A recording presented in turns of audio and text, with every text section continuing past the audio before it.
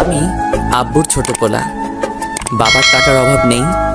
ছোট থেকে ইচ্ছে মতো টাকা খরচ করছি। কখনো বাবা টাকার বিষয়ে কথা বলেনি। ফ্যামিলিতে সবাই আমাকে ছোট সাহেব বলে ডাকে। আমি এবার ইন্টার সেকেন্ড ইয়ারে পড়ছি। এবার আসা যাক গল্পে। শাহাদাত কাকুর দোকানে বসে চা খাচ্ছি। হঠাৎ বাসা থেকে বড় ভাই ফোন দিল। আমি ফোনটা রিসিভ করেই, হ্যালো। শুভ, কোথায় তুই? চার দোকানে চা খাচ্ছি। কেন, কি হয়েছে? তাড়াতাড়ি বাসায় আয়। পারবো না, এখন আমার একটা কাজ আছে।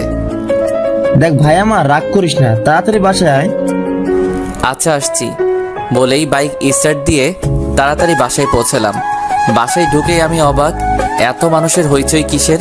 আর বাড়ি এত সুন্দর করে সাজানো হচ্ছে কেন? আমি কিছুই বুঝতে পারলাম না। সোজা ভাইয়ের রুমে চলে গেলাম। ভাইয়া, কই তুমি? আর কি হয়েছে শুনি? তোমার ভাইয়া বাজারে গিয়েছে, তুমি ড্রেস চেঞ্জ করো। কেন, কি হয়েছে যে ড্রেস চেঞ্জ করতে হবে? আজকে তোমার বিয়ে। আমার মাথায় তো আকাশ ভেঙে পড়লো। কি, আমার বিয়ে মানে? আজকে তোমার বিয়ে। আরে মানে কি? ভাইয়া চলে আসলো। এসেই, শুভ চল, গোসল করতে হবে। ভাইয়া আমার বিয়ে, আমাকে আগে বলবে তো? এখন তো বললাম, চল এবার তাড়াতাড়ি, লেট হয়ে যাচ্ছে। না, আমি বিয়ে করব না বলেই সোজা বাইকের কাছে এসে বাইকে উঠে যখনই বাইকে স্টার্ট দিব তখন দেখি বাইকে চাবি নেই। ভাইয়া, চাবি দাও। চাবি তো আমার কাছে না, আব্বুর কাছে, আব্বুর কাছ থেকে নিয়ে আয়। আমি আব্বুর কাছে শুনেই ভয় পেয়ে গেলাম। তখনই আব্বু আসলো। কিরে শুভ, তুই এখনো এখানে দাঁড়িয়ে আছিস? তাড়াতাড়ি গোসল করে আয়। যাচ্ছি আব্বু। মনে মনে প্রচুর রাগ হচ্ছে। বলতেই চারদিক থেকে মানুষ এসে আমাকে গোসল করাতে লাগলো। গোসল শেষ করে একটা পাঞ্জাবি দিল আম্মু। কি করব আম্মু এই পাঞ্জাবি দিয়ে? আজকে তোর বিয়ে, তাই পাঞ্জাবি পরবি? আম্মু, আমি বিয়ে করব না। ওগো ছোট সাহেবের বাবা, তোমার ছোট সাহেব কি বলে শোনো? আরে আরে কিছু না, আমি এখনই গুছিয়ে নিচ্ছি। সব কিছু গুছিয়ে নিলাম। সারাদিন বিয়ের অনুষ্ঠান হলো। আমি প্রচুর ক্লান্ত। সন্ধ্যা হয়ে গিয়েছে। আমি সোফায় বসে আছি। হঠাৎ মামাতো বোন, চাচাতো ফুপাতো বোনেরা এসে শুরু করে দিল। ভাইয়া তুই এখনো বাইরে কেন? ভাবি তোর জন্য সেই কখন থেকে ওয়েট করছে, রুমে যা।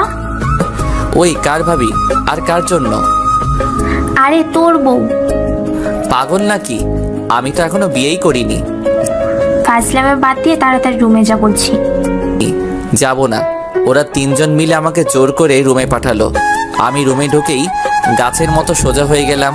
হায় আল্লাহ, পরি কোথা থেকে আসলো আমার রুমে? কি অপরূপ সুন্দরী! আমার লাইফে এমন মেয়ে কখনো দেখিনি। আমি কিছু না বলে সোজা খাটের উপর গিয়ে বসলাম।